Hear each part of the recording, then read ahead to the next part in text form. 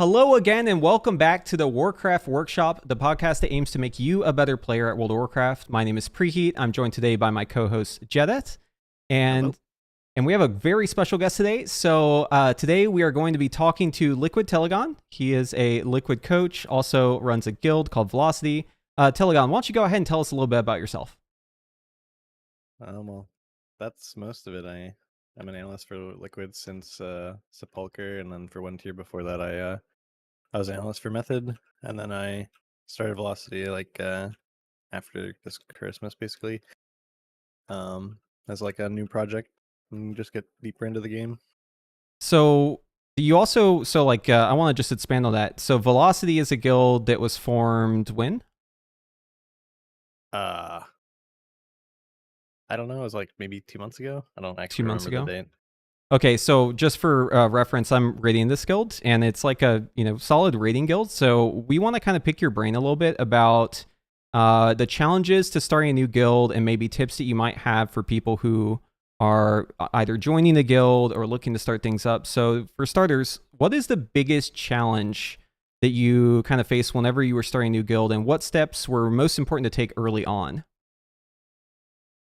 Yeah, so it was a bit different for me than most people, I Right. think. Um, and so I can talk a bit about like what I did and what I think matters. Um, but at the end of the day, unless you have like I think like 10 players that you can like start your guild like with, um, I think it's gonna be like exceedingly difficult to create just create a guild that can like clear mythic quickly. Right. Right. Um, so I think like if you're going to start a guild like from like relative scratch, right? Like you probably have to start in like the AOTC level and then like work your way up to like a mythic roster. Right. And obviously that's just gonna take So a the lot of time. so the biggest tip Yeah. you have is find a guild already and then use that Yeah, one. so Yeah. I get expanded on my situation a little bit was Sure, yeah.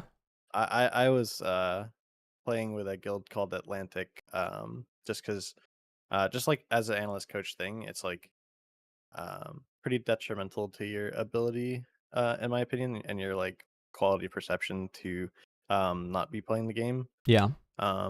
So that was like something I wanted to pursue, and I'd gone back and forth between like not playing, um, and then playing, uh, and I decided like playing was better. Yeah. So that's why I was kind of in Atlantic, and then I helped them through their prog, and I started like using a lot more of the text like techniques that like I um kind of pioneered with like uh VOD review, like Right. from pole to pole, which is like I don't a thing that I don't think a lot of people do. And then if you watch like the Race of the World first, it's like kind of like endemic to our process, or if you watch Echo, like they do the same thing where like you have a wipe and then like Scripe or Max like pulls up like a clip of like what just happened, right? And Right. they're talking about it in real time. And that's like an obviously really strong process, and that really helped that guild through their frac progress, and they killed it pretty well in like 250 pulls. And it wasn't like it was before the seed nerf, so Right. that was pretty good. I was like it's like World 190. um and then after that, um like fair like about 10 of the players in that guild kind of latched on to the like higher level like thinking and stuff that I like would talk with them about. um I like show them a glimpse of like what higher level play and like discussion and stuff like that look like. Yeah. And eventually there was some drama in that guild, and like we parted ways, and then uh they basically a lot of players like asked me like what I was going to do next, because that guild had kind of died. And enough of them were interested in like doing something with me that I thought that there was enough like support to just like start my own thing. And then Yeah. the really important thing during that process was like nailing down the identity. And the culture uh as well, I'm sure. yeah, the identity of and the culture of the guild, because that is usually what kills most guilds, is like this Mhm. friction between um like people's goals and what they want and how they Right. want to play the game. So it was really important that we have this like really concrete identity, and that when we put out like, yeah, we were trying to start this guild, this is who we have so far, and this is like who we are, right, and like where we're looking to go and who we're looking to be. Like, does that resonate with you? And that was kind of like the whole tone of our messaging when like I made that tweet that was like advertising that we were recruiting, trying to like put this together as like a project. Yeah. um and then obviously got a lot of support from Max and some of the other Liquid people on Twitter, and that reach like was definitely like more than I would have had otherwise by like many factors. I'm not really sure um I mean, if that's I could that's have how I just joined jumped this. into I it without that stuff. Yeah. I saw the tweet, so I was like, oh yeah, you Mhm. know what? Maybe I should go back in A for War Within. So this will be a fun little thing to do. So yeah, the Yeah. reach definitely worked. It's I think it's really important what you said about the expectations, because I've been in a couple guilds after doing World First Rating where the expectations that were set weren't necessarily. I don't think it was like meant to be. Like in some way, like secretly they were nefariously planning to do something else. It just kind of like evolved that way because the players just, half of the people wanted something more, half the people wanted to keep it the way it was. And I feel like I've seen this cycle happen so many times in guilds I've been in where they're not quite at like the high end, but they're pretty close, and they think, oh, we should just add a couple days. We should just add some hours. We should add more alts. We should do more splits. We should do this. We should do that. And then suddenly it like balloons into this thing where you're doing all the things, like you're going too hard, and then people just burn out instantly and the guild dies. I've literally seen it happen to like two different guilds where it's like the expectations weren't necessarily communicated well. And I feel like the way people get really upset or the way people quit the game is their expectations aren't quite what is happening in reality, and there's a difference there, and that's causing them to have conflict. And usually that kind of tears guilds apart, I feel like. So yeah, Yeah, it it's seems. all about the friction, right? Mhm. Like anything you do or like try and push within a guild is going to cause friction, and there's like a spectrum of friction from like high to low, right? And you generally want to keep everything on the low end, and the way that I think that is done is by making sure that the people who are in your guild are uh as closely aligned as possible and like on the same page with like the identity of the group that you want to create, and like what your goals are and stuff like that, and how you want to get there. Yeah, Yeah, communication's But I've important. seen the exact same thing, right, with so many NA guilds where um I mean everyone just wants better rank, right? Well, how do we get the better rank? Well, we add more hours, and we don't do anything else, right? Um, like BDG is a really good example of like, oh, we're just gonna hop into the race for first, and um, it was like super quick, and they just like slammed it, right? And that made that really hard on them, I think, in the long run. And that like style of like overcommitment really cascades, because you have people who are super passionate about the game who like really want the rank, or want to kill the boss, right? And Yeah. they don't care about whatever sacrifice in real life, if they're or maybe they don't even have one, right? So that they're just there. And then if someone else doesn't want to do that, right, or it feels bad about it, or like anything like that, or like starts to build resentment, right? Yeah, they And feel then pressured. there's friction between those two players, right? And or two groups of players within your guild, and then that's when it can easily like just break apart and die. it seems like getting the right roster is the most important thing because that sort of disconnect between expectations, it's not just like a high end thing too. Like I've kind of been working my way up over the past like I don't know 5 years, um, and back in BFA, I was even in like some more casual guilds doing like AOTC stuff. And even then, there's like such a large disconnect, especially when you're trying to recruit. You might try to recruit people and they come in expecting like, oh yeah, we're gonna kill mythic bosses. And then once they get into the guild, they realize that like the majority of the roster is just like not really doing research into fights and whatever. And that disconnect, I feel like it's always there, just in no matter what difficulty of rating you're doing. Is that something that you're able to sort of like see through when you're recruiting? Is it do you have like because you put out your post to Mhm. recruit for this guild, and to me it seems like a lot of people would just be like, oh yeah, this sounds sick, I want to do this, but in reality they don't really understand like what it entails and what is expected of them. Do you have ways that you can kind of like find out if they're really, able to commit? Um, uh, uh, yeah, there's a lot going on there. So, um, specifically with like our interview process, which is something that has become more refined. We actually had to interview like a ton of people Yeah. for Velocity Do you because know how we many people you were trying interviewed? to. I think it was like 50 or 60. Oh, wow. Okay. So that was a lot. Um, but the main thing that I looked for, uh, w- so I guess there's a tier thing. So the first thing is like is it are you like does it feel like you're gonna vibe and like fit in with like the identity and like how we conceptualize ourselves, which really comes down to the um It's like low the hour communication. high effort Yeah. Mhm. like standard, right, where it's like um what I want from the game is to experience raid content, but in the most efficient and team oriented way possible, right? um so if you're kind of vibing with that like core and fundamental idea, that's like step one. And then the step two is like um how much thinking is going on behind the scenes. uh so we ask a lot of questions about like how people like what people's thought processes are behind approaching fights when it comes to like how they're thinking about their defensive usage and justifying um those usages, and when they're like hard assigning versus soft assigning things. That's like the one of the biggest like immediate differentiators between like how much a player like how cognizant a player is and about and how much they should be thinking like during progress and before like you ever see a fight in the first place.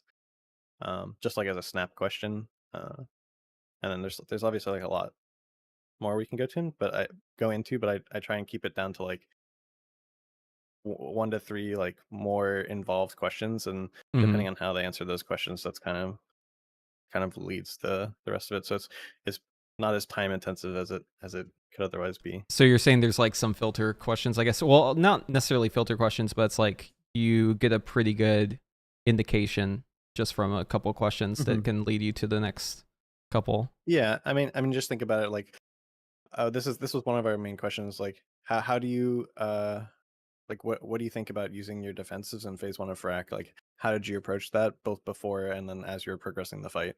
Yeah. Um, Mm. and if they're like, I don't know, I just press it when I'm in danger or when I think I'm gonna die. That's like Yeah, a good you a know, good direction, you know. there's a lot of guilds where they will spoon feed you that sort of information, right? Like you show up and they're like, all right, here's your timings. You have your Hmm. ERT note, pressure defensives here. And that's fine. Like it makes sense to do that for certain cases.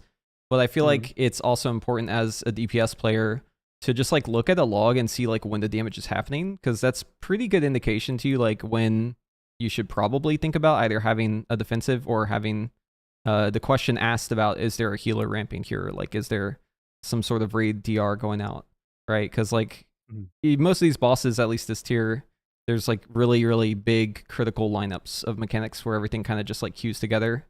And that I feel like that, or like a single mechanic that does a shit ton of damage, it's like those are where you really have to think about it and make sure Yeah, you have something. it's just really like the player that makes the difference in a guild like Pescris, right, which is like the most efficient guild in the world currently, right? um is like the player who can think for themselves and like problem solve without me holding their hand, right? Because I just don't have the time Mm-hmm. um to give you an ERT note for your defensives or like look into like how you should be playing your class and stuff like that. I have I like there's a lot of time that needs to be spent in other preparation and other stuff. Yeah, so Um talking me yeah. or mentioning that the other preparation. So like if you're going in to a fight, like what sort of steps are you taking to get it going? I'm assuming you're like watching videos and looking at logs, right? That seems like the obvious answer, but like could you give me a little bit more of the step by step?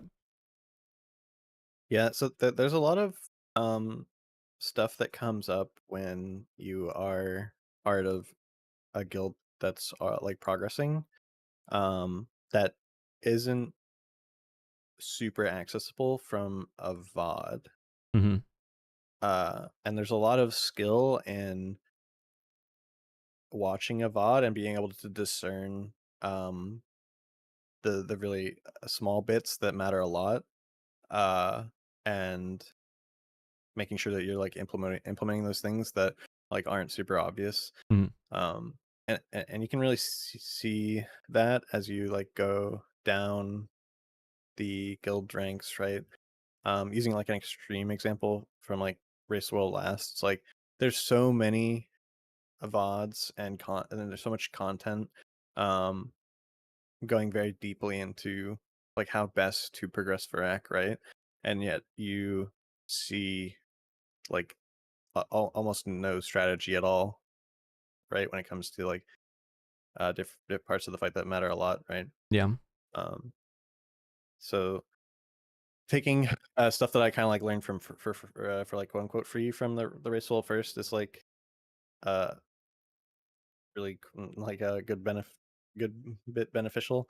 And then after that, it's really just digging into the law, like not the logs, but the VODs, and trying to catch all those like tiny things from different players' POVs that Yeah.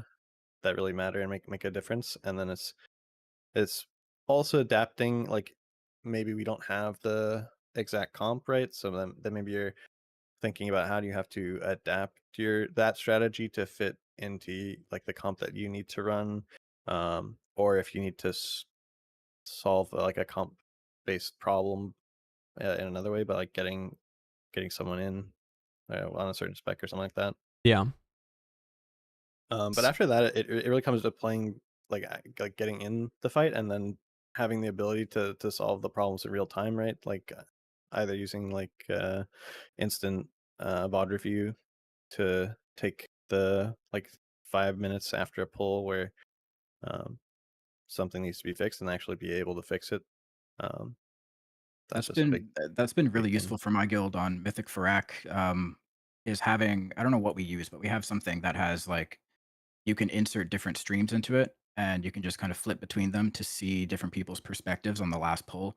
You can Hmm. see like, okay, this ad didn't get CC'd, or that, that one ad got hit by a line, and that's what caused us to wipe. And having those different perspectives to just be able to switch through and see exactly what happened has been super, super useful.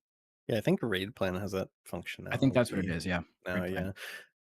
Yeah, yeah, it's it's just uh it's a very obvious thing if you've progressed with a guild that just doesn't do that at all, um, or does like no kind of review, and they just like show up the next day and they pull again until like they figure it out.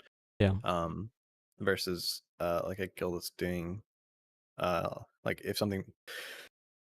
So there's obviously like different types of mistakes, right? Where like some you don't look at the button and figure it out, but some the ones that like matter a lot, it's like night and day, being able to like solve those problems and not have them happen over and over again. Yeah, I think a good Um, example of one of these little things that you could get from a VOD but wouldn't necessarily be abundantly obvious is like baiting the frontals, the mythic mechanic on Ferric, mm, right? Like the yep, people for who are sure. trying to bait those out, because whenever you're watching the VOD of people killing like a in boss, usually it looks a lot easier than it actually is because everyone's kind of got the right plan, everyone's doing their jobs, right? But it There's isn't a ton immediately of stuff on obvious. Frack, really. I think Mm-hmm. it was a very difficult boss, and I had a bunch of like small things that ended up mattering a lot.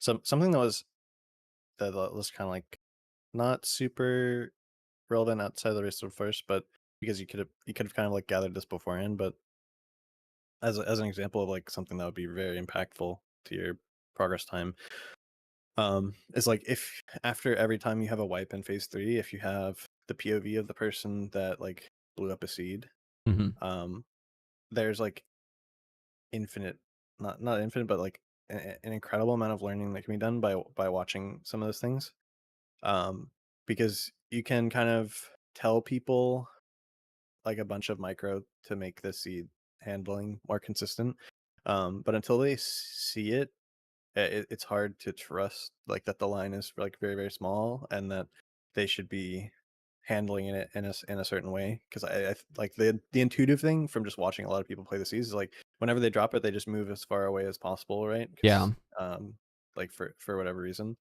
um and having that VOD where you can like talk about that like in the background or like before you get to that wipe again, and you have this like the shared learning experience of everyone there, like just incredibly valuable. And then at the same time, you have this like really common thing in WoW, where there's like incredible recency bias, where people like really trust their immediate memory of what just happened in that poll, like the whole poll, like no matter how long it was. Um, and it is not often the case that they remember exactly what happened. Um, for whatever reason, like people are not often like super correct when like an orb goes into fract, like exactly who missed it, um, or like what happened with like a dream rend or a seed and stuff like that. So the VOD really comes in handy with like combating that. Trust no Sometimes one. that's just yeah, that's just denial sometimes, but, uh, yeah, definitely, because it's hard to tell when you're in the moment, right? Like, you have your own perspective, and you're looking at a certain direction, and you might not see exactly what's happening, so Yeah. definitely, it's yeah. Human memory isn't like perfect, right? It's like far from it. The same happens Yeah. like, I mean, you could think of it like a crime scene, right? Like the crime was committed, right? Someone hit the line with Yeah. or the seed with the line, and like you may not have a good recollection. The witness may give a testimony that isn't necessarily true because that's how they remember it, and it's the same way. Like we're just focused on so many little things that are going on. So I think They always it's think it's Yeah. the demon hunters. yeah. It's always the Well, demon they're hunters. flipping around and flying and doing that shit, so it's Yeah, fair, they're up to fair. something with it. Yeah. No, I mean, And definitely the level of focus is relevant, right? To like you're yeah. trying to like do your job and play your spec, and I think that definitely hampers the recall. Definitely, but the VODs, they show the truth. So at least we They have do. those. So I guess to summarize, the tip would be maybe that if you're grading and you're trying to improve your skill, try to maybe record yourself or at least have shadow play available. That way, if something happens, you can just click that record button, maybe run it back, and just make sure that what you thought you saw was actually what happened. Because I know this also happens to me too. Like I might do something that's a mistake, and then I think I caused whatever it was, and then I'll watch the VOD and I'll be like, oh wait, there was something that's slightly different that happened there. I knew I made a mistake, so I assumed it was like my fault that the big thing went bad. But like, Mm. it's always good to like have that I guess check on yourself and also on your other members. So I mean, how do you get your guild to watch videos though? So like if you have content and you're like, all right, everyone show up, watch this video. This is the boss we're doing. How do you make sure that people actually get that done? I mean, that's a topic that I'm still struggling with because I have a tendency to yap. Um, so this is just kind of like the theory behind it is you want to pretend that everyone in your guild has ADHD and they are like 12 and they're like scrolling TikTok all day.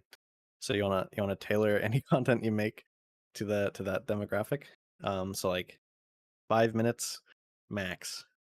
And then it should just be like as the most relevant information possible. Um, and ideally you like cater to like both extremes because there are people that will like watch a 30-minute video and digest it all and find it all like super useful and actually implement everything you say. But that's definitely not the majority, pretty much anywhere. So that's just like something you want to be aware of. When it comes to like lower ranked guilds, something the strategy that I think is the best is actually taking up your raid time to watch a video together Yeah. in short segments. So taking up raid time to not pull a boss really sucks. But the reality is that in most guild, uh, like people just won't do stuff outside of raid, right? So you can fix that by forcing them to do it in raid and like take like the Dratnos like Parak video for example. Good example. Um, you're just starting to pull Parak. Before you do that, watch until the first dream rend, Hmm. right? That's like 30 seconds or a minute or whatever. Like no one's people are gonna be able to pay attention for that long, right? You pull, you get it to that spot, and then ideally the raid leader has watched more so they can kind of like coach through if you happen to like get further, right? Yeah. But then after that you've gotten further, then you watch the next segment, right? Then and you just kind of piece that together, and I think that is a pretty good strategy for for lower rank guilds, but Is that kind of like yeah. predicting when the first set of wipes are going to start happening in the fight and just go up to that point? Um, yeah, I think it's more of like a segment, like a time segmenting thing where like Right. you just really want to balance that like relevancy versus um like time spent watching. Attention span, yeah. Um, yeah, Yeah. so you want to show like the most relevant information and for the least amount of time, So to and then get back to playing the summarize, boss. it's basically try to cut up whatever you need to get eyeballs on to the correct size. Try not to stick too long with it. Maybe put up Subway Surfer next to it. That might keep people Yeah, keep people, a little people's Minecraft eyes on it. speedrun Yeah. or what's that car game? The Or like cutting the that game, yeah. you see like on TikTok where they're like cutting the foam, like the special foam Yeah. with the Yeah, knife and yeah. stuff. Yeah, stuff like Yeah. that. That might be good. It's like kinetic. Yeah. Yeah, I mean, so I guess, and you bring up a good point here, right, with the raid time, because obviously if you're on limited hours, if you're only raiding Mhm. X amount of days a week, you don't have all the time in the world, it does feel really bad, especially when you're trying to do splits and you're trying to get all this other stuff done. Like, it feels really bad to slot in a little extra bit of not pulling the boss in there, but it definitely seems like it pays off in the long run, even if it may feel bad to do. It might feel counterintuitive, I guess, but Yeah, I think it really depends on the quality of guild as well. Like mhm. the segmenting like in raid like that I just mentioned is I think definitely like a lower end CE strategy. Um, I think and it also kind of depends on like the hours you have in raid. Like if you have if you're a 16-hour guild, then that doesn't feel as bad. Uh, but if you're a 9-hour guild, then that feels quite bad, right? Yeah, for sure. So, speaking of hours, what's the best way to get your group of people or potential guild on board for your raid schedule? I think this goes both ways too, shorter and longer. Yes. So the only benefit I see to rating more, um, is to get like a higher rank. There's a few outliers of guilds full of people that just really like playing the game, and just vibe with a with a 16-hour schedule, like multiple raids during farm. They just like playing. They just like raiding. Um, but that is definitely not, in my experience, the norm. Most people want to like clear the content, Yeah. and By the then end of it, get people out. just want out of there. They're just showing up Yeah, because they feel obligated to show up. yeah. So during farm is like the showing up for farm raid and then logging off until next farm raid. Um, and that's fine if you that's like the general consensus of the guild, right? It becomes a problem no matter what your raid hours. Like it's kind of like what I was saying before with like the guild identity and with velocity and stuff. It's like anytime that that identity isn't like concrete across like the roster, it's going to be problematic no matter like what your raid hours are. um like if even if you're just a 6-hour guild but no one wants to log in, or like half the guild wants to log in and half the guild doesn't, Yeah. like it's just always going to be a problem. How do you decide on a time to raid?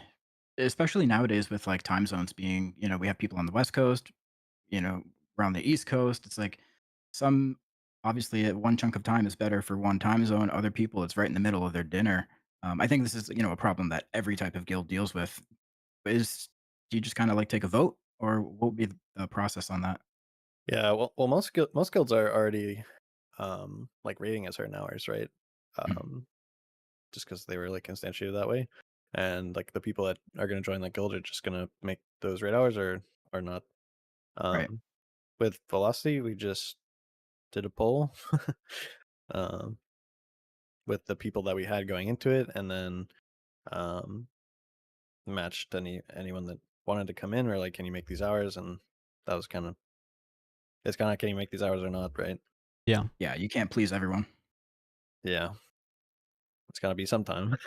Yep, exactly. So, So the ability to like identify strength and weaknesses on like an individual basis with players seems kind of important for someone who's running a guild or helping to run a guild. And not every guild obviously has like a full roster of fired ups, right? So like you don't, it's not common to have like everyone can do whatever they need to do. So like, what tips can you give to maybe other people who are working or running guilds? The best way to do this. When it comes to player improvement, I think that it's just a very difficult topic because there's a lot of ego involved with um like people's perception of their own skill and ability. There's a lot of bias that goes into like collective feeling in guilds about like certain players based off like certain events that may or may not be have happened in the way that people perceive them to have. Um, but the way I go about it, and the way I think is good is um to use the VOD foundation as use the VOD platform as a foundation for any criticism or any criticism that you do levy against anyone, right? It's like really hard to argue or be wrong about a clip that shows you making a mistake or doing something that was like incorrect, right? Um, but a lot of guilds fall into the like, I feel like you did this, or I feel like you did bad tonight, or whatever. Or they're using like the raid night death statistics and Warcraft logs, which is like kind of not great, and then um, stuff like that.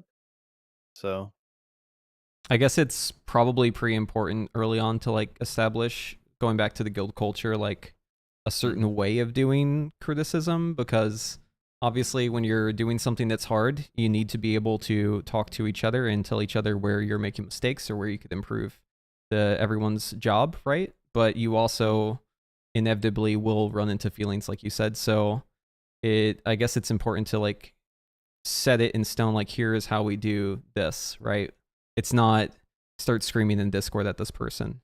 It's, it's maybe we have a different channel for this. Or maybe it's happening after the raid too, right? Because some people will tilt. It's it's one of those things where like if you get on someone's case, sometimes it feels like certain people, they'll maybe fold a bit.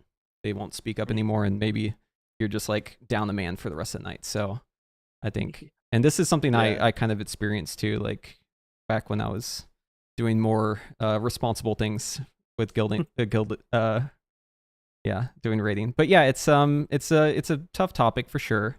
But I think another thing too is just like the difference in culture. So like I've been playing on EU for the last year.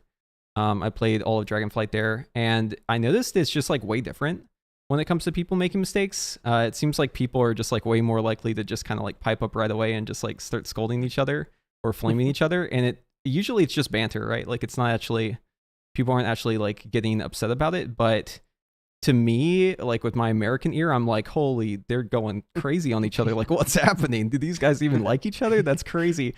But then I come back and it's open culture about that, right? Yeah, it's very different. So I guess with this advice, like you also have to factor in like where you're rating and what the guild culture is in general, because probably there's like a big difference, right, within guilds, like how they approach calling out mistakes. There has to be accountability. Yeah, there does. The accountability is like the biggest motivator to not screw up. If you know that like you can just fuck up every night and no one's gonna say anything, it's just not gonna work. There needs to be that fear. You kind of have to know the Eye of Sauron's on you, or else you're gonna start acting up. There's a massive like spectrum of it, right? Because there's a lot of guilds that like posting a clip of like what just caused the last wipe or like a death that was in like last wipe would be like very tilting. So or like it would make people feel like really bad. And then there's guilds where like everyone would love that, right? Because it's like, oh, so we just fix this for next pull and we're good. Or like, oh, I didn't have the time to get that myself, or I didn't realize, right? So that's awesome, right? So there's a very wide spectrum of reactions, and kind of like I was saying, like a wide spectrum of reasons that people play the game. And as anyone in leadership, you need to have assessed what the general like sentiment is from the people in your guild, and what's going on there, right? And kind of manage your actions accordingly, in my opinion. Yeah. Whenever you're playing the game a lot. Obviously, everybody shows up for progression a little bit harder than they show up for farm. World of Warcraft is a very seasonal game. We've got these big content droughts and then a bunch of content that just hits you in the face. So how do you keep a roster engaged, and how do you keep the passion for the game alive during those lulls? Yeah, I have some theories about this. I talked with Bart, who's Pesker's GM, about it a fair bit as well. So not original ideas in some cases, but and obviously Velocity hasn't gotten really to this point yet. Like, I think people are pretty it, passionate across the board here. yeah, and that was pretty much the goal, right? Is to not have to deal with that too much. Um, and partially that's because of me, right? Where like it, my uh my philosophy is like, if you can't be bothered to log in 1 day a week on farm and like show up and be like present and involved, then probably time to like set the game down, uh, or like find somewhere else to trade That matches that. that's more seasonal, right? Like, don't Yeah. like we just don't do farm or something like that, or like someplace where you'd fit in better, right? Because for off or better guild, it's not taking breaks isn't really a real thing that you can do, Mm-hmm. because it just alienates the people that do want to play, and then makes everyone who's not playing worse, right? Because like you do have to play the game to like maintain your skill level and all that. But in terms of like stuff you can implement in during farm to like get people more engaged, make it more fun for people. It really depends on like the players that you have. So something that like I think is fun is like setting up people for parsing, right? And rotating through people who want to parse like from week to week.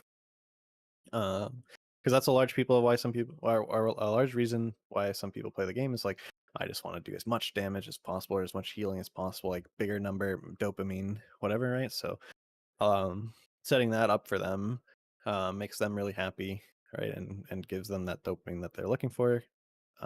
It gives them the fun that they're looking for.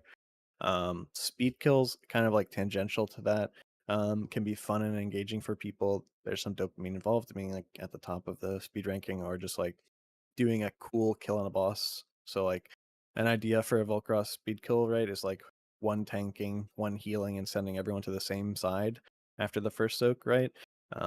So that can be like fun and engaging, like two healing Tindril after like all the nerfs and going for a speed kill there can be engaging for people, because not only do you get to probably get a really good parse because you're doing like a lot of damage or a lot of healing, it'll just, depending on who's in your guild, it can feel kind of fun. Sales can be motivating for people if you're just breaking in the gold. A lot of people like that. Uh, Outside of that, it's really difficult. Yeah. Um, and like you can always poll like your raiders, like what would you want to do, right? um but the biggest problem with like the whole like farm idea is and like cycling through like they're doing different things and satisfying different people is like you really need it to be understood that um you're not always going to be having fun, and that doesn't mean that you're never going to have fun. It's just that someone else is having fun, right? And kind of everyone needs to be okay with that idea that um, it can be someone else's turn, and that's okay. Your turn is like coming and stuff like that. So in your situation, obviously, offering speed kills and letting people parse is like an incentive for farm kills. But for somebody who is, actively raiding in a CE guild or even an AOTC guild, in your opinion, how much do parses actually matter, and how much of an impact do outside sources like the raids, kill time or the strat that they're taking? How much do those have an impact on a player's personal parse? There's like a there's like a floor um of ability that you need to be able to get uh orange parses or purple parses or whatever, right? but pretty much anyone who can, depending on the spec, because it ranges depending on the spec. But if you can blue and purple parse, like you can pretty much get boosted to orange. Um, it kind of depends, like pretty easily. Um, Depending also on like the bosses, because obviously it's gonna be harder on single target bosses to create that rank for people. Um, but it's doable as long as you're like meeting the certain floor. Um, I do not have a ton of respect for parses because I think that it's like the easiest part of the game, um, is to just be able to play your class to this floor, and then um, when you're getting into like the really competitive parses, you're either kind of cheating, um, or you're like being helped by your guild, or like there's something about the environments being manufactured to create this like really high ranking, right? Yeah. Um, but that's not to be said that players that have those ranks don't have skill. It's just not particularly exceptional in most cases. Right. Um, So like if you're looking to and recruit someone, you see good parses, how much does that factor in, I guess, to your yeah, wanting to recruit? yeah. So for me, it means very little, because it just doesn't uh tell me anything about how you approach progress or think about the game or like solve your own problems or anything. It tells me only that you can do throughput. Right. And there's like a negative connotation to it as well, where it's like entirely possible that you think too much about throughput and over like other things that you should be thinking about. Um, like for the vast majority of people who parse very well, they are not good progress players because they're only thinking about how to do as much damage as possible at all times. And that's like a very detrimental thing in most cases to progress. So Yeah. And that's why those questions we were talking about earlier are so important when you're interviewing somebody, just to make sure that they know that there's mhm. more to a fight than just doing the most damage. You know, when are you using your defensives? Why are you using them? Why are you choosing to use this defensive for this mechanic rather than this defensive for that mechanic? There's like shit test questions that I think I think Yeah. really give you more Most of our info than one interview parse would. most of our interview is just I really want to know how you think about the game, right? And how you like approach thinking about the game and solving the problems that you run into. Because that's what differentiates players the most, for me, is how they can articulate those like answers to those questions. Yeah, Telegon, I think your answer might surprise some of our listeners about not really having as much weight in the parses, because I know like it seems the general consensus out there for people who are trying to get recruited is just get the best logs possible. Do you think that's maybe because it's just like a really easy metric to just slap a number on Well, someone and say they're this good? yeah, I mean there's a big dichotomy, right, between um what's going to get you into a guild and then what mm, actually means that you're a good or exceptional player, right? Um the like parses will get you into guilds, like very high end guilds, even in a lot of cases. Um like the way most high end guilds recruit is they just recruit people with the best parses and they trial them and they judge from their play whether or not they're good, and then if they are bad, then they just kick them, right? Most guilds don't do any VOD review, or they like they don't look into like progress logs and see like how you were playing progress or what you were dying to on progress and stuff like that. So So there it is. So, Parses aren't the most important thing. yeah, it's settled. The debate is settled. Um, well, I mean, it can work, right? It yeah, like if your goal is like okay, I want to get into like the highest like rank guild possible the quickest, get on all stars, right? Yeah. Um, because that's going to get you into those conversations for sure. But um, don't forego or devalue like the other aspects of player development if that's something you care about. Like if what you care about is being the best player you can, I guess. When I so was oh, sorry, go ahead. so when I was like recruiting and sifting through like just a barrage of recruitment posts, to try and figure out like who to get for like world first rating. To me, it was more like the parse was like a check on a box that you had to like get in order for the next step to take place. So it wasn't necessarily like the parse would, get you in the guild, but it was like a necessary baseline. Like if you can do X amount of damage, like then you might be a good player, but then there's other filters to apply on top. So I guess it's still definitely important, right? But I think a lot of it comes down to just making sure that you're sifting out a good percentage of people, because the guilds are operating like the high end. They have so many applications coming in, so they have to have like some way to filter out all the garbage, right, before they move on, sure. or else they'd just be wasting all their time recruiting. So and you can't really filter it like that much from like a little note that they put next to it, right? Where it's like, right, or it'd be like Yeah. time consuming to try and look for other things. So it's like the most. I think the reason why we have the parsing culture that we have in the high end in World of Warcraft is just because like there's not it's just the an easiest easy filter, way. right? Exactly, it's Yeah. like the path of least Yeah. resistance, right? So Yeah, like no, it's there's definitely the path of least resistance. yeah. There's probably a larger amount of better players that have higher parses than I think the statistically players who speaking, have super low parses. yeah, statistically speaking, I think there's a way higher chance that you're a good player if you do a good parse. It doesn't necessarily mean that, but like Definitely. if you had to just 50-50 it, right, you're going to go with the guy with the big Even a parse. decent parse, right? Like if you have like a majority of purples, like maybe a couple blues, and then maybe some orange, like a couple oranges, right? Like that's a player you should probably interview if they said something good in their application, right? About like jiving with the guild um or something like that. Like it's so much easier to take that player and then ask them a couple of questions and immediately have an answer Yeah. than see that and be like, those questions aren't good enough, in my opinion. So with somebody who might just be getting into reviewing logs and looking into their performance, what are like a few basic things that somebody could pull up and sort of assess what they could improve on? Are there specific things in a log that they could look at? hmm Yeah, kind of harkening back to the VOD review thing.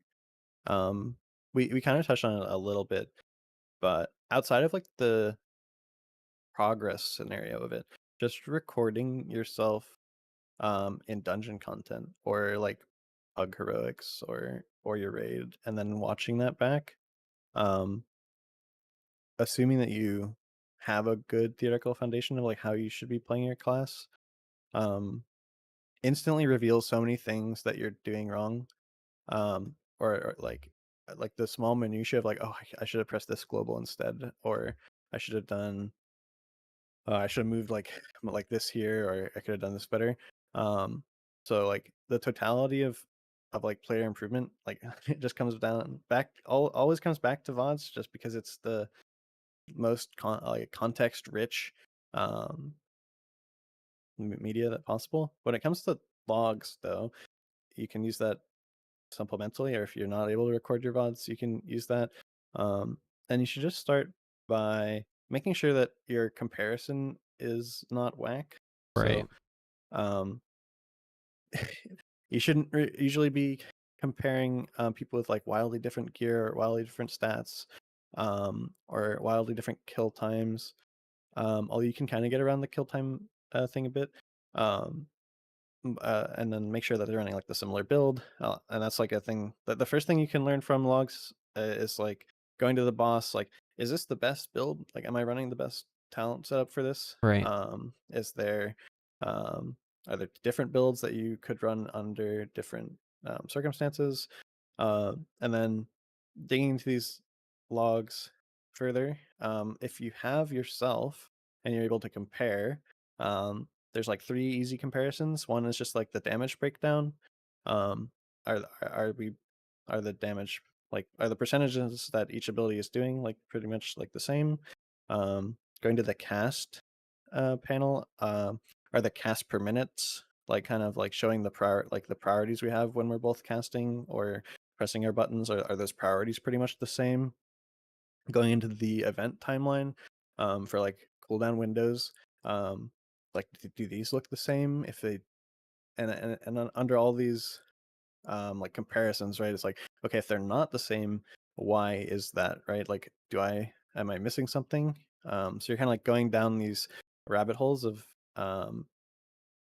figuring like of problem solving, right? So from a comparison standpoint, those are like the three things that I would look at the most quickly. Um, if you haven't pulled the boss before, then you're just kind of like using their log as research, and you're just doing kind of the same thing without the comparison. Another metric that I look at for myself, as a Havoc Demon Hunter is my fury management, my resources to see if I'm, like, wasting a bunch of, fury, maybe, like, tunneling too much into my builders because I'm trying to do a certain mechanic or whatever. So you can actually, like, go down to your resources and see how much was wasted compared to gained. Um, I find that to be pretty useful as well. Yeah, depending on what level you're at, like WoW Analyzer can be a really good tool Yep. to see stuff like that.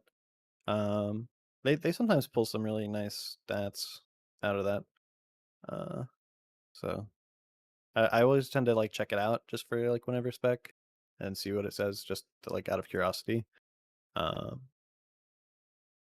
but yeah. There's also that site Lorgs where you can see Hmm. where other logs are using their cooldowns, and you could like toggle it specifically to be like, okay, when are they using this trinket or this cooldown that my class has, and you could see it on the timeline. Um, and that could be pretty Yeah. useful for Yeah. a player as well. I think Lord, Lures is really interesting for healers specifically, Mhm. especially with the function where you can just export their cooldowns as an ERT note for like the Yes. ERT raid note Wikoria. For most healers, I imagine that should probably be the default, where you just take someone else's CDs and play around them. Not something you'd probably want to do at higher levels, but um, easy like plug and play probably works just fine for most people. Yeah, it depends on some fights too, right? Like some fights will phase quicker if you put too much DPS into a boss in phase one, and then everything gets thrown off. But it's yeah, definitely a good starting point. I it's mean, there's a big also caveat there, right? With um, healing being like a zero sum game, yeah. and the top logs are going to be trying to do the most healing as possible, as much healing as possible, Yeah. which isn't always the best. Speaking of But zero sum game, the same applies to any fight with AoE, right? So like I just pulled up here a Tendril, and as you can see, like if you're doing this fight as devastation and you're like, why is my damage not too good? You can notice that like almost every single log that's doing well in this fight is holding their Dragon Rage to pad as much as possible on the roots. So like I guess there's like good information you can get here too that might inform you about how other people are addressing the fight if they're going just for damage, and if you're not just trying to parse, it can also give you kind of like peace of mind to know that like it isn't just you're making big mistakes. You're probably just not maximizing the AoE, because if your I mean, class is it's a really difficult situation to navigate, I think, yeah on the whole, because um, straight up, you will just not be rewarded for playing the way you should. as you should. Yeah. Yeah. On a boss like Tindril, like if you're a BM hunter on Tindril, and you're not playing AoE, like your parse will look horrible. Yep. Like you're a gray parsing. Um, and the amount of people that will look at that and be like, "Oh, you're bad," um, vastly outweighs the the opposite. So Or even if you're you, just on yeah. dragon duty, if you're one of the flyers, your parse is wrecked immediately. There's no way that you can get a good parse if you're especially flying. especially if you're like an unholy DK and you're getting sent up first. It's just over for you. That's Mhm. crazy. But yeah, Yeah. and there's so many bosses like that with AoE and Amir Soul. Hmm. But also but pretty much consistent pretty consistently throughout this expansion.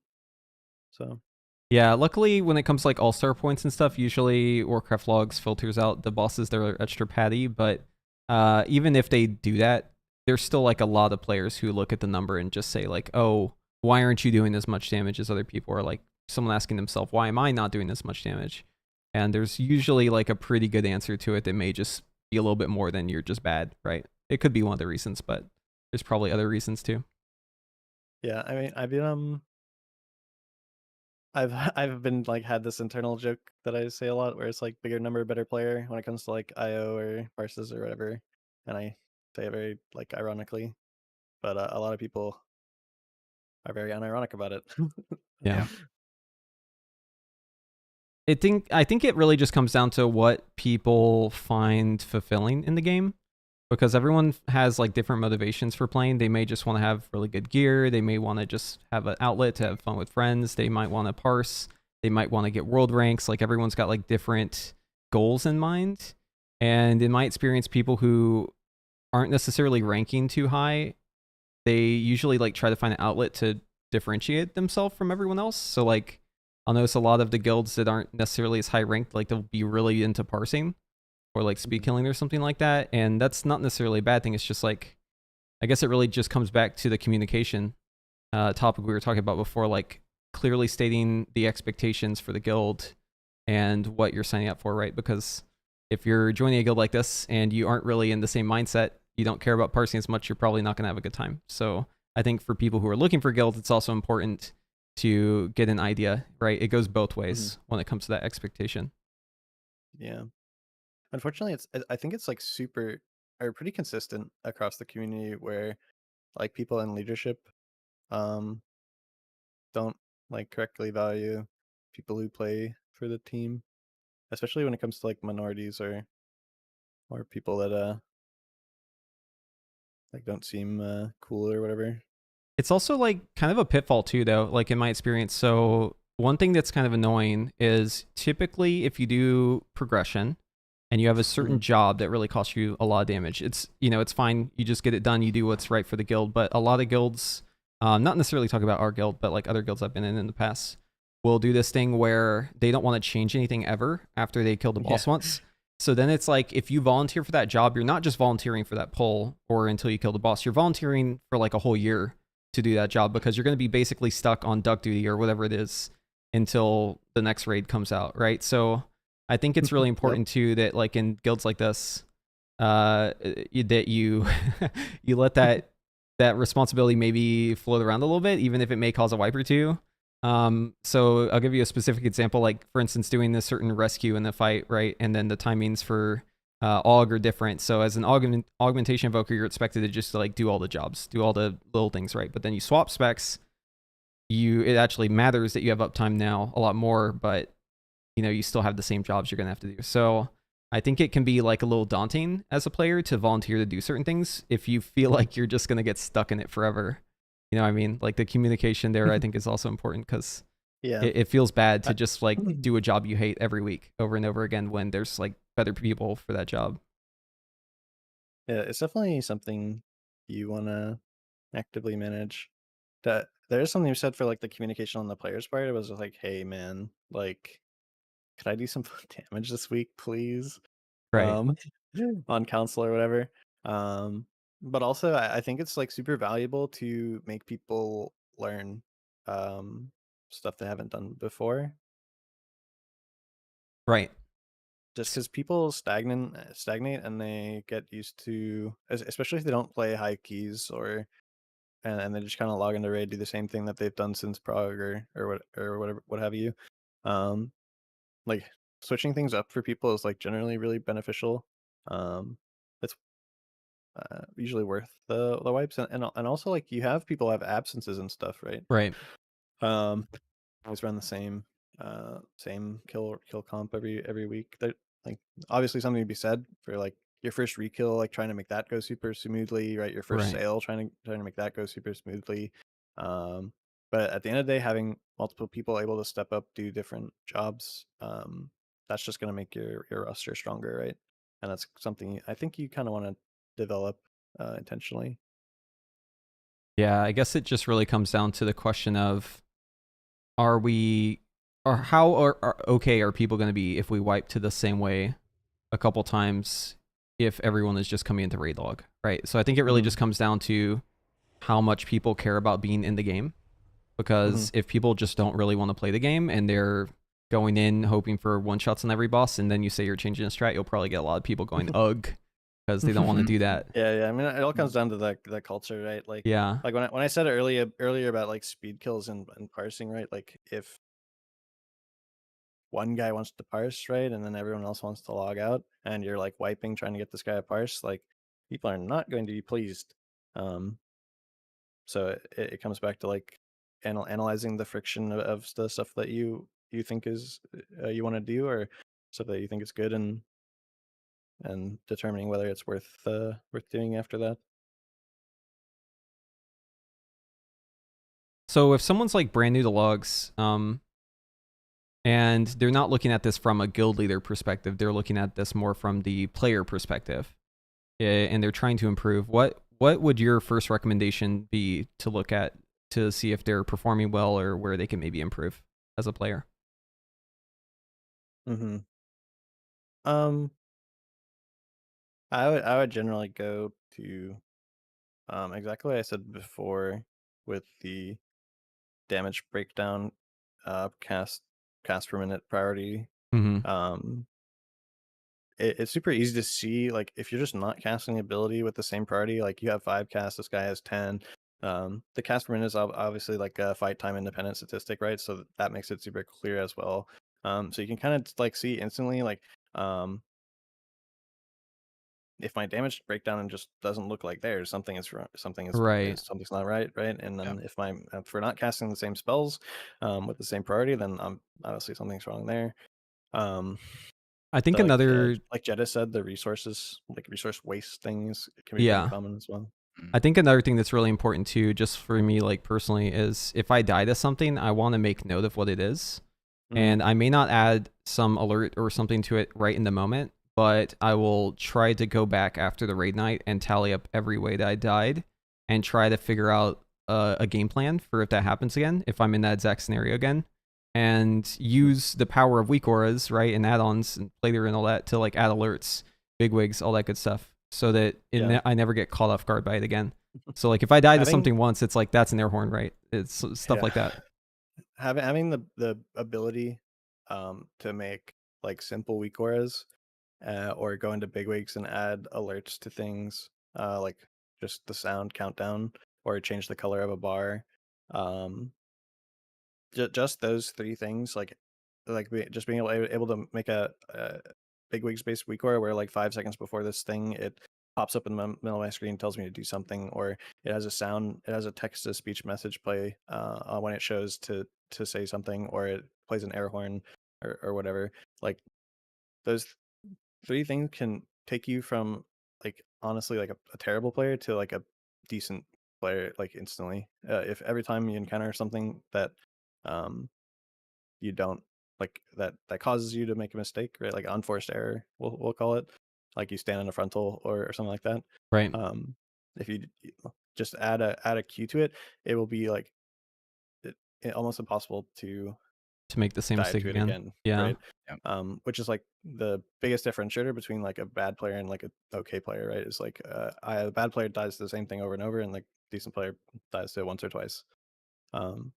Extend that to like learning stuff about your class, right? Like if you're a Resa Druid, and you're learning to like F-flow, for instance, like you need to keep your F-flow down, like just having that basic ability to go into weak auras, like your F-flow is not down, it's like glowing on your screen, it's like bouncing, right? It's like trying to draw your attention to it. If it's expiring, right, it like makes a sound. Yeah. And like rotating through those things like as you learn, generally just across WoW, if you identify like one problem at a time, right, and you implement a solution and you just play with that solution, right, and then you just cycle, just like create a cycle where you're always doing that, you'll eventually get somewhere good. For sure.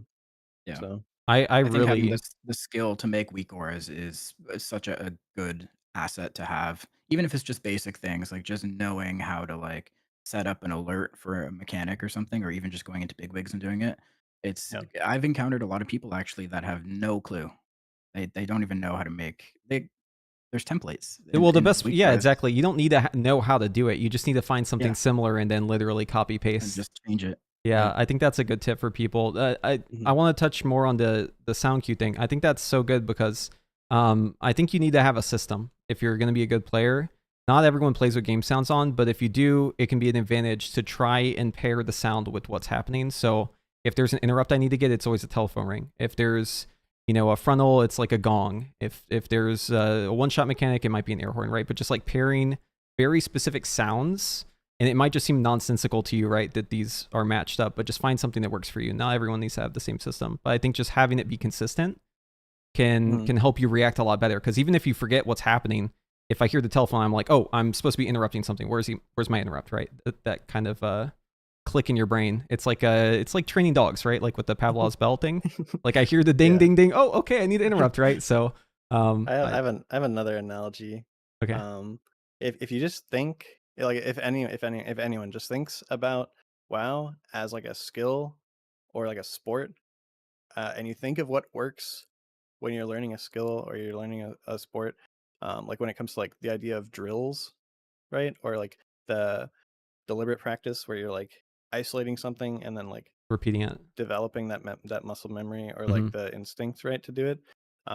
If you just like think about the like the real world scenarios, it becomes like super obvious, at least to me, what you should do in game, right? Like for example, like in tennis, like you're trying to like learn your swing, right? And like there's a certain grip you want, right? So you take some duct tape and you tape your hand on the racket in the like in the correct position, right?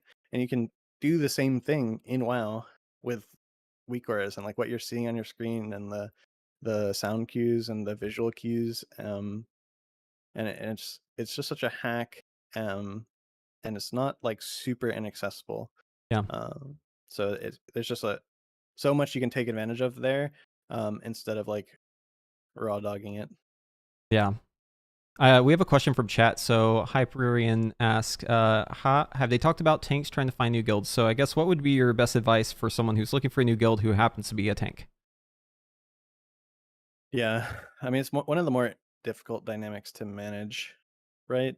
Because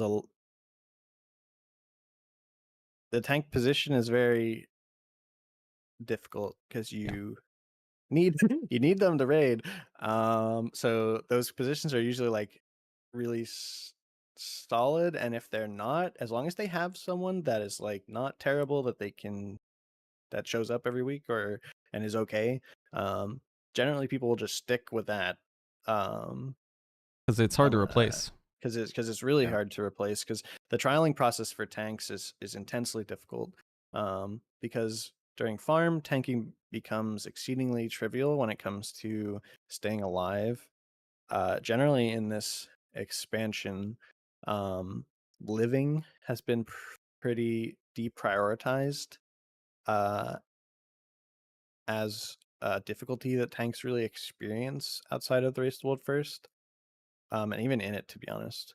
Um, and that and so like what you're kind of left with is uh positioning and how quickly you learn fights, Mm-hmm. and how consistently you execute the mechanics and the boss movement, and then like the further step is like um thinking about solving problems that come up that are like specific to Yes. something like the tank can do that no one else can really do, right? So like an example of that is like the Dream Rend.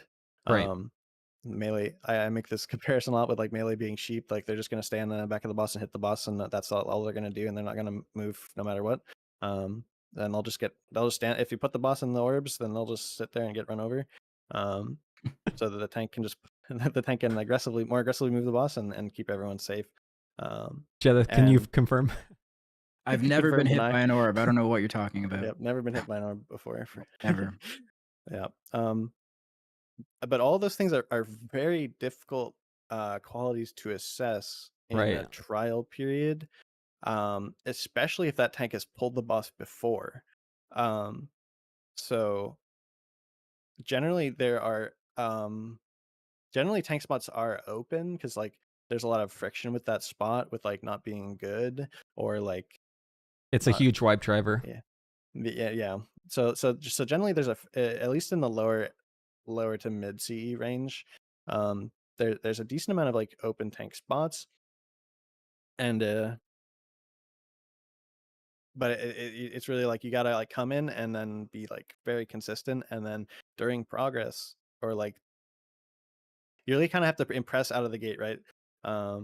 Because like on farm, like people just want it to go smoothly. I mean, Yeah. pretty much no one wants to tank wipe ever. That very very frustrating for everyone.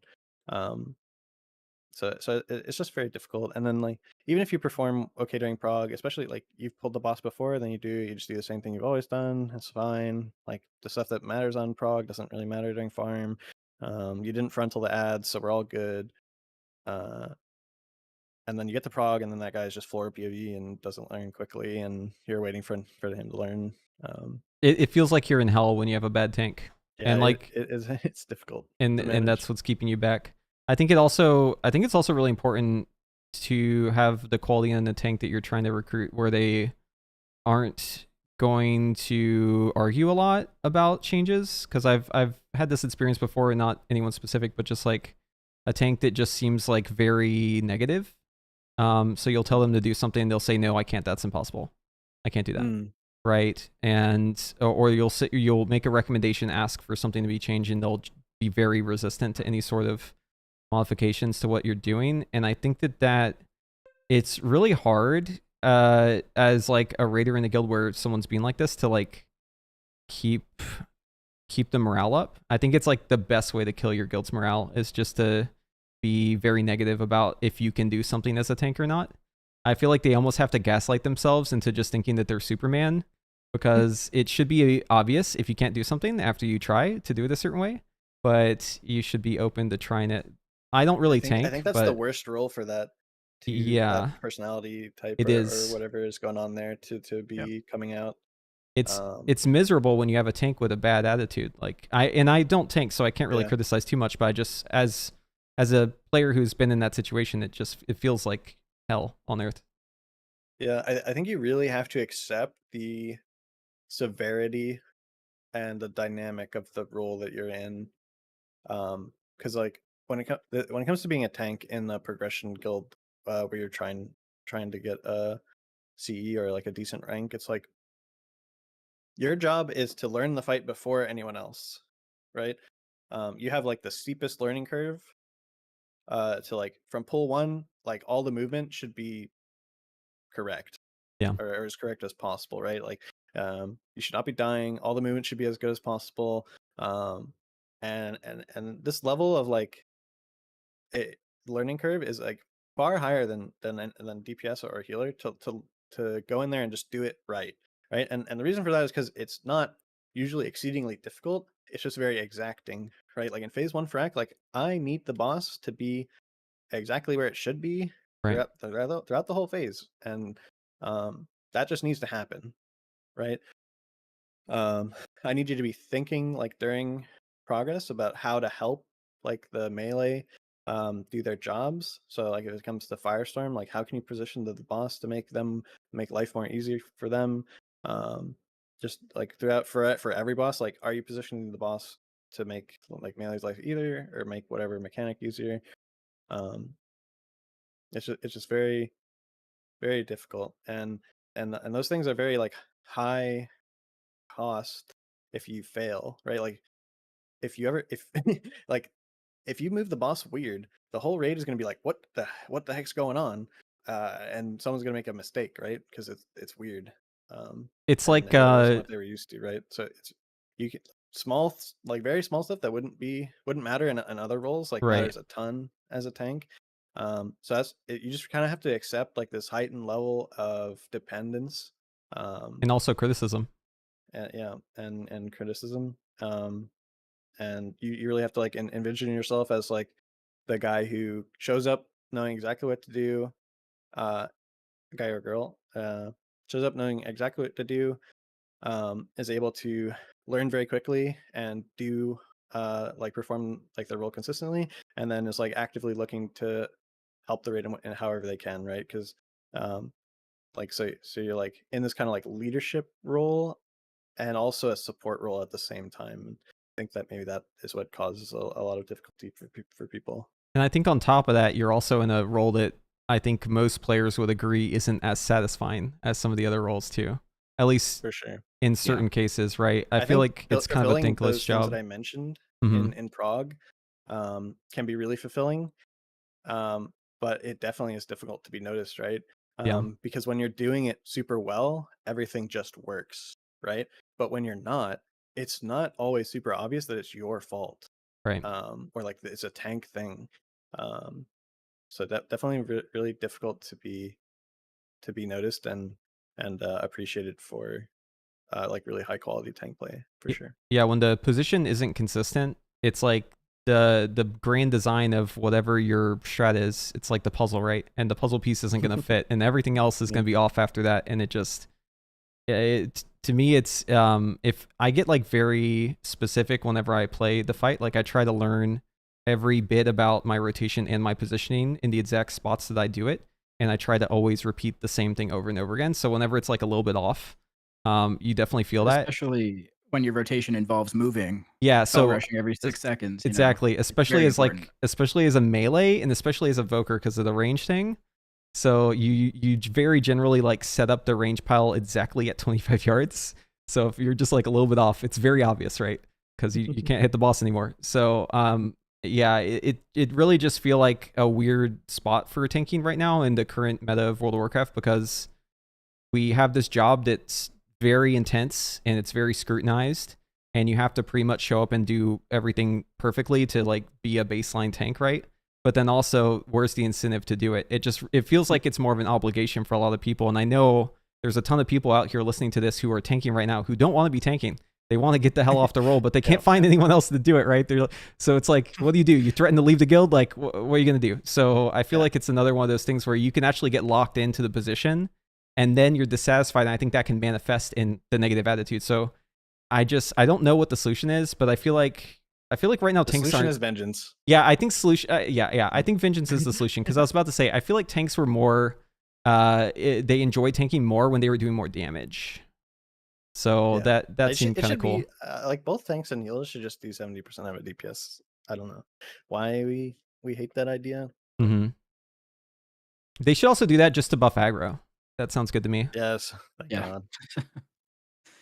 We're gonna bring that up every podcast episode until it gets fixed. Actually, no, they're fixing the worth then, so we're good. But Okay. yeah, Yeah, but I have a well, short story, bro. I'm doing like 1.2 million DPS or something in the first pull of Algathar Academy, right? And I get ripped off by a warlock doing 8 mil. Like yeah. middle of the pack, ripped off. Like that is crazy.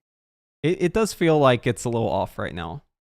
I know there's a reason for why they changed a bunch of stuff with threat, like and they added fervents. They want to eliminate people just kiting to do keys, but I don't know. The solution just seems a little off to me. It just seems like it's maybe toned down a little bit more than it should be.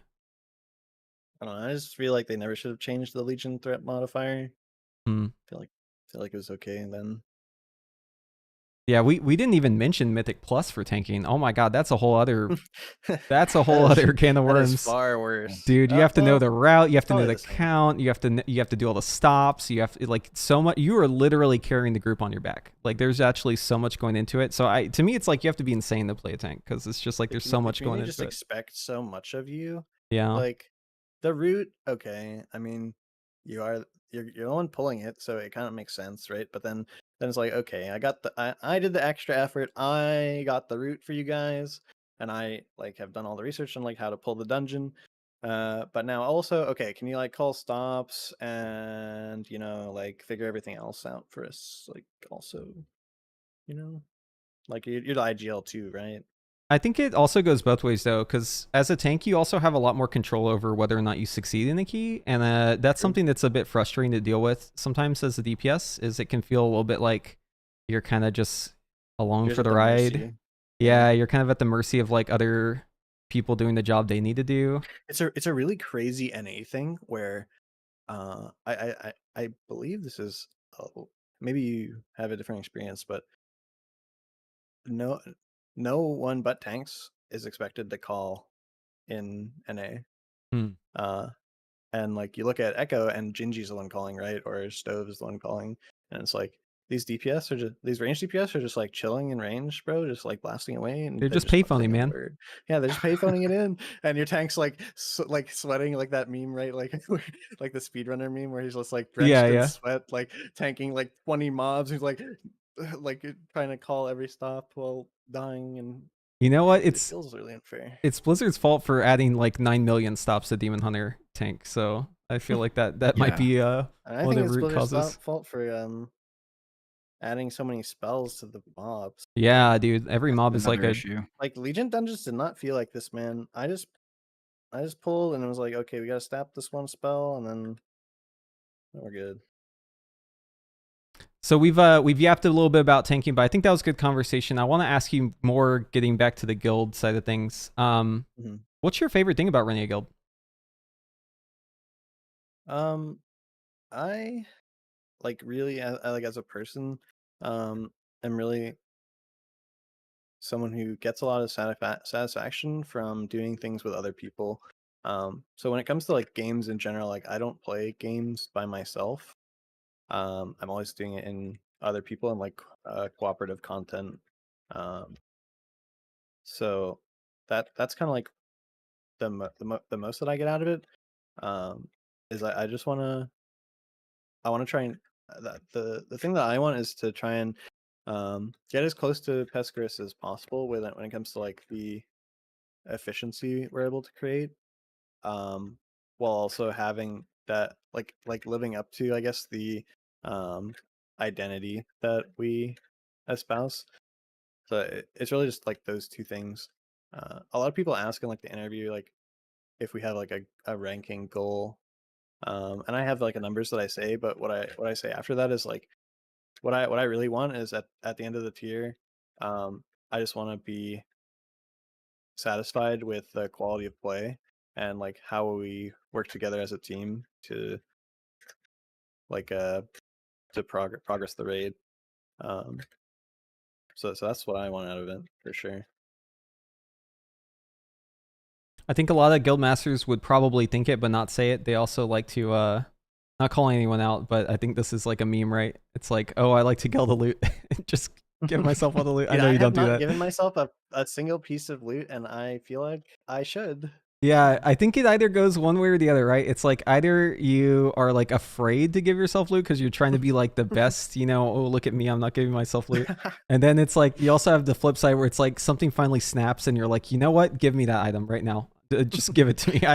We're not even rolling, dude. Just hand it over. Yeah, I don't know. I'm in like a really weird spot where like I want to make sure everyone else gets like the playtime they want and the items they want. And I'm like not really prioritizing like slotting myself in, and I'm doing like the outside of raid leading and stuff. But I definitely still want gear, so maybe Everyone does, man. That's why we're maybe playing I'll the flip. game. I think I gotta flip it up and once I'm back from my trip and give myself some loot. The glizzy gobbler. Just show up and start gobbling up the loot. Yeah. Yeah. No Yeah. need Do you to think do the RC for this. I got it. Yeah. do you think loot becomes less of a motivator in higher ranking guilds, or is it always just kind of a fun thing that kind of pushes everyone to keep going? I think it can depend. The thing that you see the most in higher end guilds is that people want to do content outside of raid mythic plus, Mm, and those people care about loot because it enables them to better do that content. um one of the things that I really wanted when I thought about this for velocity was like, I do not want a single message after I've assigned loot about like, I wanted that, or you should have given this to this person, or I just want it. I like. I just. I want like this understanding that like when I'm awarding loot, I'm doing it with like the best intentions possible for the raid group. Like in a progress scenario, right? Like I have like the drop. Everyone's dropped miser. I know like the relative damage number, and like whatever decision I'm making, I'm like doing it with like progress in mind. And that should just kind of be like the end of it. Can And pretty much everyone is on board with that, which is really nice. But then like during farm, I'm gonna pry out people that like want to play the game in Mythic Plus for loot that like better enables them to Yeah. do that. So um, that's pretty like understood, and I like that. And it's pretty similar in Liquid. Like obviously, like, getting loot feels good, and then needing loot to like do Mythic Plus is like a thing, a dynamic that exists. So, um, Especially but it should never tertiaries. be, yeah. But it should never be like a source of drama. Like it's not that important. The At the end of the day. Can you expand a little bit more on that tool you're describing? So this is what WoW Mhm. Audit? Is this the one? Yeah, so WoW Audit is a very it is classically just a spreadsheet that tracks like the item level of people in your guild, the tiers, the tier that they have, the amount of Mythic Plus dungeons they've ran. That's like the primary use, and a lot of guilds have used it for that. But they've expanded into like an entire website that has a lot of interesting features. And I'm giving like a free plug, which is fine because I like the Droptimizer tool a lot. Mm-hmm. So basically, everyone can put in their Droptimizer for whatever raid, um, at like max upgrades or whatever like settings you've configured or whatever like sim you want them to do, like 5 minute single target or anything. And it'll just show the either percentage or raw DPS gain from receiving like whatever item, and it's like segmented by boss for whatever raid. Right. Um, so super easy way to see like, well, uh what character is this the highest throughput upgrade on? Where it's really makes it really easy to answer that question. Yeah, I think we in Velocity go above and beyond what I think a normal guild does when it comes to loot. And I think that's a good thing because it definitely helps to feel like you can trust where the loot's going. I think typically when it comes to like loot drama, I don't think it ever like really spurs for like from like one thing. I feel like it Hmm. generally happens over time. It's like Yeah. you start noticing things, and then maybe there's a situation where, one person just keeps getting the loot that you're trying to get, or maybe you go a whole 2 weeks or 3 weeks without getting a piece of loot. I think that people's distrust and also their frustrations, it's always like a ongoing process, and it takes a while for them to kind of boil over. With a few Yeah. exceptions, like there's some people Yeah. out there who are just loot goblins, right? And they'll just like freak out if they don't get like the first item. But I think for most Yeah. reasonable people, like the average, right, it definitely is something that boils over. And I think a lot of that is about the process. Like people understand the process, right? Like if I know what sort of metrics you're using, if I have this visibility, right, like where I can see, oh, here's where everyone's upgrades are, right? Like this clarity that WoW Audit gives you, where you can see everyone else's parses too. I think it's really nice because you can almost like brace for impact. So if there's an item you're Yeah. really really gunning for, and you like go look up that item and you see that you're just like not as big of an upgrade as other people for the item, I think it's a little bit easier to go into the raid and get looked over and then not be mad about it, right? Because going in like, oh, okay, so we have some people who really need this. And actually, like, even though it's a really big upgrade for me, it's my biggest upgrade, it's not quite where other people are at. So I think that this tool is great for a lot of reasons, but also just because it may just help people kind of hash it out a little bit when it comes to their feelings about loot as well. Yeah, I really like the transparency, and I think that when you just have like one guy assigning it or like a loot council assigning it, um, like you get you get a bias, right? Where like the best player gets like so much loot, or like certain officer gets like a ton of loot, and people notice that stuff, right? So Yeah. um, But I think on the flip side, like in a lot of guilds, it's actually really important to gear up the players who are your quote unquote best generally players, right? performing the Because best, yeah, yeah. yeah, because if you've got like a guild where let's say you have like 5 core players who are like really, really good and they could probably raid in a much better guild, and then the rest of the guild kind of just like doesn't really do much, just kind of raid logs and doesn't really play the game otherwise and doesn't care about their performance. I think you get more out of the item if you give it to the person who can actually perform. So as someone in the past who's benefited from getting more loot because I do more damage, like I think it's also important to consider that maybe people are getting loot too just because they show up and they have more passion about it and they care a lot more about their performance. Mhm. I There's a kn- lot of like valid ways to do loot, I think that and it just comes from being like making sure that whatever that reasoning is like good for the environment that you're Right. in. Yeah. Did And if you- they got Grief Torch, that probably means that they're the person that dies the least. It's just True. the truth. And giving a dude, I've heard a lot of drama about like guilds giving Grief Torch to their tanks or not giving Grief Torch to their tanks when it's like the best upgrade for them. Yeah. Yeah, I I think mean, it's a fair choice. in this season, everyone has like so much access to loot though, so I feel like it's a little bit less I mean, of this season a is Matter like as much. this you season's know- like, why would you ever be mad about loot? You right, just get exactly. your It'd bullion. be exactly unless it's like just completely wasting the loot. Yeah. But it definitely causes more friction when you don't have the bullion vendor, right? And you see a rare drop and you're like, "Oh my Mhm. god, we're never going to see this one again," right? So we got to get my hands on it. Yeah, Yeah. the thing that I thought about a lot was like, okay, so we're going to next tier. We're rating 9 hours a week, right? We have 2 heroics plus to do, and then as much mythic as we can get our hands on, right? In that environment, like you cannot take too much time to do loot, right? Yeah. You need to make the best decision you can, like between the boss, and then everyone just has to like live with that, and understand that's just the best for your week, right? Um, but in other guilds, that's not necessarily the case. So Yeah. To each their own. for sure. All right. Well, I think on that note, we are going to start wrapping it up. It's been a great opportunity to talk to Telegon, and it's been nice to sort of take a more targeted approach to our topic this week. I hope you guys enjoyed listening to us talk about this, and I hope you learned a thing or two. And if you are in a guild, hopefully maybe you understand the inner workings of it a bit better. If you're a guild leader, maybe you learned something. And if you're a raider who's been slacking off, maybe you're going to stop slacking off now. Telegon, if you just want to say anything else to the viewers, or if you want to plug anything, feel free to go ahead. I'm good. All right. Well, I am Jedith, and my co-host has been Preheat. And Where can we this is follow Telegon. you? Hold on, Telegon. Where can we follow you? You can follow me on Twitch or Twitter. Just Liquid What's Telegon your okay, Liquid Telegon. on There it Twitter, is. and then Telegon MVP on Twitch, and that's it. There it is. There it is. And everyone should apply to his guild, even if you don't think you're qualified. Just bombard him with applications. please don't do that.